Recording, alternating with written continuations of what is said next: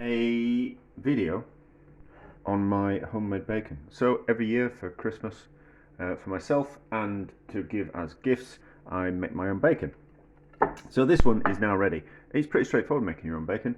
You rub pork belly that's had the bone taken out with equal quantities of salt and rock salt and sugar, and then leave it covered in a container that's not aluminium, something like enameled or stainless steel, or maybe not plastic, for a couple of weeks. Turn it over a few times, have something over the top of it so it's not exposed to the air, and then brush off after 2 weeks or 3 weeks. Brush off the excess salt, dry it, and then wrap it in some muslin cloth and hang it somewhere in the fridge for a couple of weeks until it dries out, and it goes like that. And it is delicious. It is delicious. Now, the only kind of thing is that I never use it all. I give most of it away, and then I always have some left, which kind of sits in the fridge, and I might use it, but I always kind of think I'll use it for a special occasion, but never end up doing so. So I end up with something that's completely dried out, and I'm not going to throw it away. And I've got a bit of guanciale as well that's got a nice bit of white mould on it. So we're not going to throw them away, we're going to do something with them.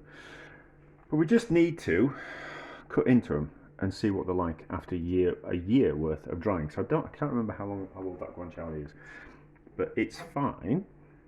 That white mould has protected it. So we just need to cut into. This is my bacon, but as you can, it's quite solid. It did look like the other bacon. I'm not going to touch that other bacon now. I've cleaned my hands. So we just need to be a little bit careful. Remove this rind without. Shouldn't really cut towards itself. We just need to remove this rind, and then we'll cut into it and see what's on the outside. I am planned to turn this into some ragu. So I think it'd be really nice, but we just kind of need to see what it's like after a year worth of drying. And this might not be that interesting, but the last time I did something that I didn't think it was going to be worth making a video out of, it turned out to be kind of quite interesting.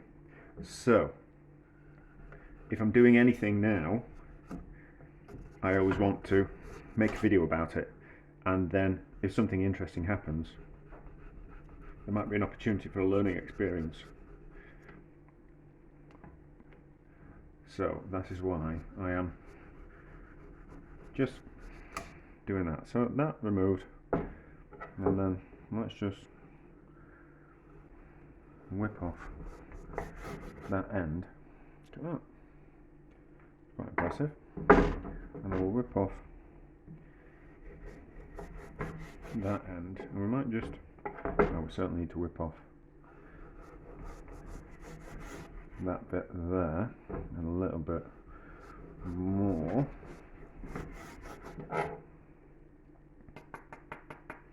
That's a bit hard. We could probably do to whip a bit of that off as well. How are we going to do that? That's a little bit too tall. That one's whipping off there.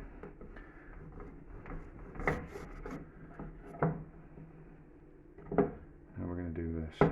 Let's do it. It's going to be full of flavour. That's impressive, isn't it? Look at that. That's what happens when you dry things for a year. You just got to put it in the. So my fridge has got a fan. That's shaving off too much. My fridge has got a fan. So cold air is constantly blowing over this bacon throughout the year, so it really dries it out. You can just see the salt. That's salt crystals, is that, on the outside.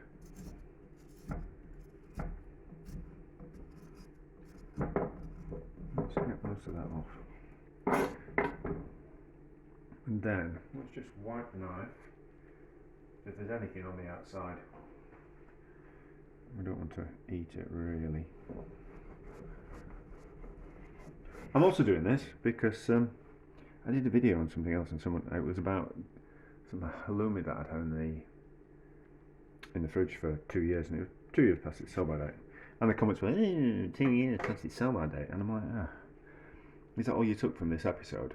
You know, I kind of think to myself that you found out that you can keep halloumi 2 years past its sell by date, and and it's still edible, and all people can go is 2 years past its sell by date, and I was like, like really? Anyway, so what's it taste like?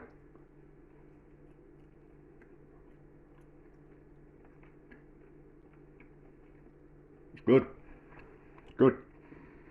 bit chewy, but we'll make some ragu out of that. So, let's just have a look at this guanciale. It's bought guanciale, is this?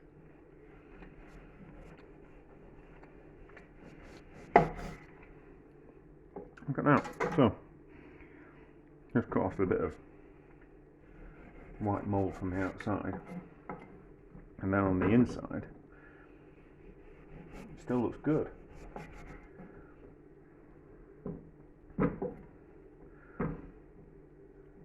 I don't know why we got so sterilised about food.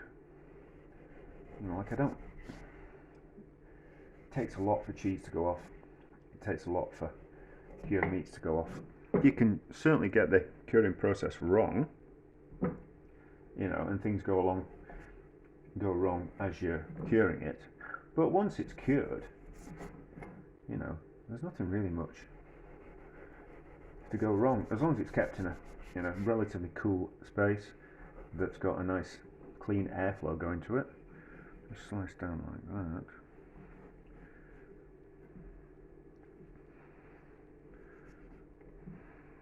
So, shave a bit more off there, which I don't like doing. I don't like having to shave the outside off, but there we go. And then let's just got the meat a bit out. See how this tastes.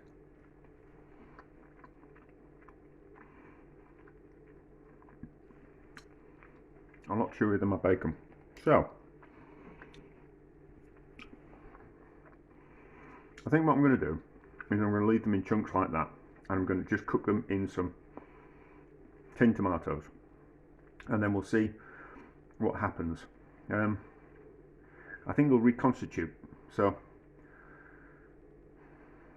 they've dried out. So I think that cooking them in some tomatoes will reconstitute them a little bit, and then we'll be able to pull them apart and just kind of see what it's like. But it tastes good, so I think it's going to make an excellent ragu.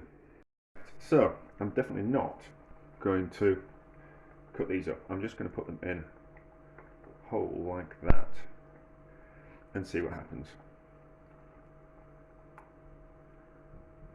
Do we need another one? Yes, we need that. So that's 2 tins that I've used. I haven't weighed.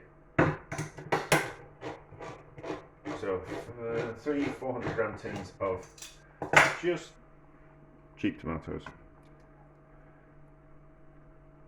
And then I think that'll be. The pork's quite intense, so you know, like there's quite a bit. It'll be a bit salty, and there's a concentrated flavour. So I mean, that pork probably would have been originally like 3 times the size. So if we kind of think of like if we were to put fresh pork in there instead of cured pork, it would be 3 times the amount. So 3 tins is probably about right.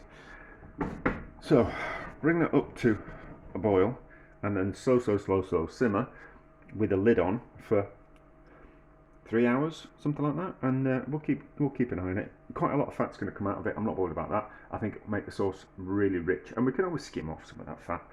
We can let it go cold, and it'll solidify the fat. We can always just pull it off the top. But anyway, we'll see how it turns out.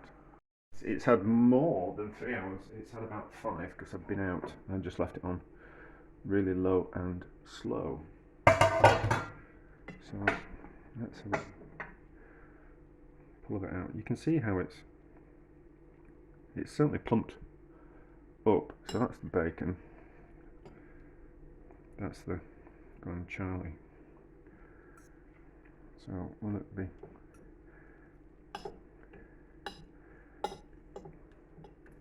Oh, it's tender. Tender. How does it taste? Well, let's do the guanciale first before we taste it. That guanciale is tough. No amount of cooking is going to tenderise that. Not to kind of fork kind of tender. That's tough as an old boot, is that? I mean, the fork going through it pretty straightforward. Let's get a knife and cut into it instead. Let's get a clean knife.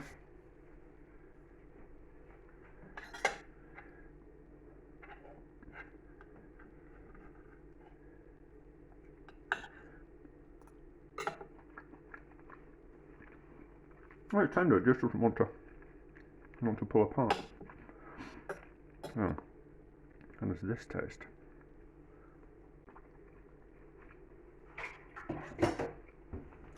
Tastes good. Tastes good, doesn't it? So, we'll be able to shred that up and put it through the ragu. Just the meat from the guanciale. Yeah, we'll scrape the meat out of it. And so that's why I still don't think frying it off beforehand would have been a good idea. No. Right, so let's taste this tomato. So it should have infused lots of flavour into it from the piggy products.